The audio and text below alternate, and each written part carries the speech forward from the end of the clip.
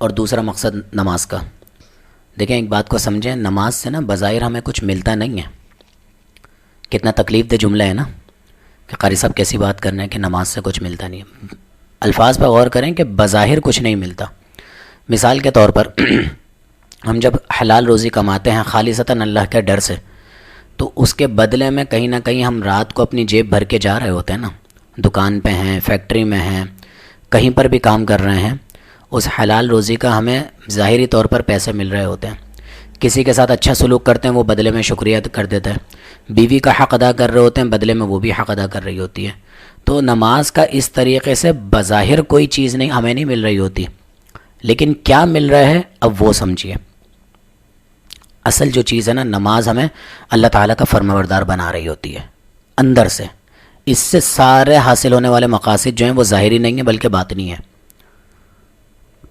کہ آپ کتنے ہی رش میں کیوں نہ پھنسے ہوئے ہوں، اذان ہو گئی، نماز کا ٹائم ہو گیا، آپ نے مسجد میں آ کے نماز پڑھنی ہے. کتنی ہی نیند کیوں نہ آ رہی ہو، اذان ہو گئی، آپ نے نماز مسجد میں آ کر پڑھنی ہے. حضرت عبداللہ بن ام مکتوم رضی اللہ تعالیٰ عنہ کا واقعہ آپ کو معلوم ہے.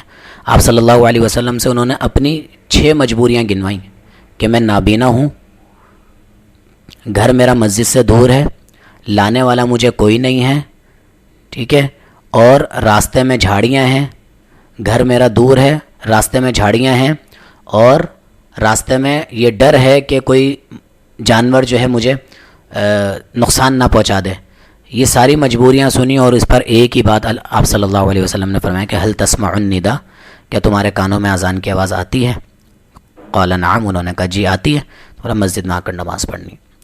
تو ان 6 مجبوریوں میں سے یا 5 مجبوریوں میں سے ہمارے ساتھ کون سی مجبوری ہے جو ہم نماز چھوڑ دیتے ہیں؟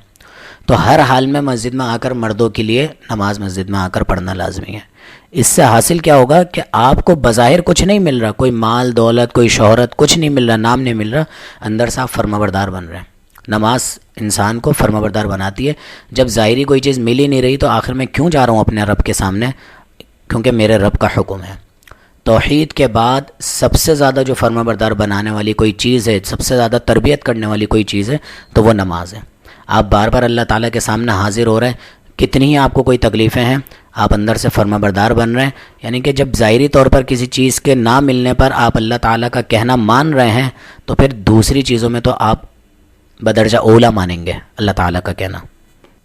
اسی وجہ سے نا آپ دیکھیں گے جو شخص بے نمازی ہوگا نا، وہ اللہ تعالیٰ کا فرمانبردار کسی بھی طور پر نہیں بن سکتا. کتنی ہی آپ اس کو کوئی بھی بات بول دیں، اس کی شادی، اس کے بیاہ، اس کے دیگر معاملات، اس کی پکنک، اس کے دوستوں کے ساتھ معاملات، اگر وہ کسی نشے میں انوالو ہے تو اس کو جتنی باتیں سناتے رہو آپ، جتنی حدیثیں سنا لو اس کے اوپر کوئی اثر نہیں ہوگا. کیوں؟ کیونکہ وہ اللہ تعالیٰ کا فرمانبردار بن ہی نہیں رہا. جب بنا کسی مجبوری کے ہم نے اللہ تعالیٰ کے سامنے حاضر ہونا ہے، اور لاکھ مجبوریوں کے ساتھ بھی ہم نے اللہ تعالیٰ کے سامنے حاضر ہونا ہے.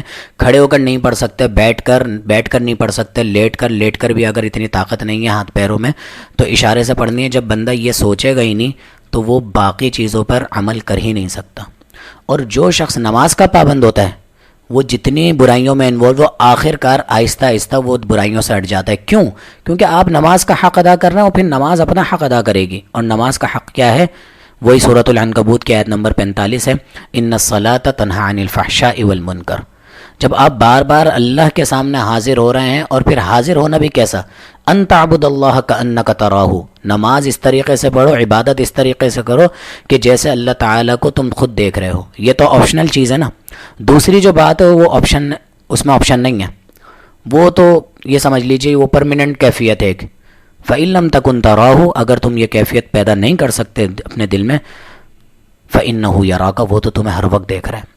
آپ اس طریقے سے نماز کا حق ادا کریں، وقت پر پابندی کے ساتھ، خشوع و خضوع کے ساتھ، سنت طریقے سے نماز کو ادا کریں، پاکی کا مکمل خیر کریں. نماز اپنا حق ادا کرے گی، اور اس کا حق کیا ہے؟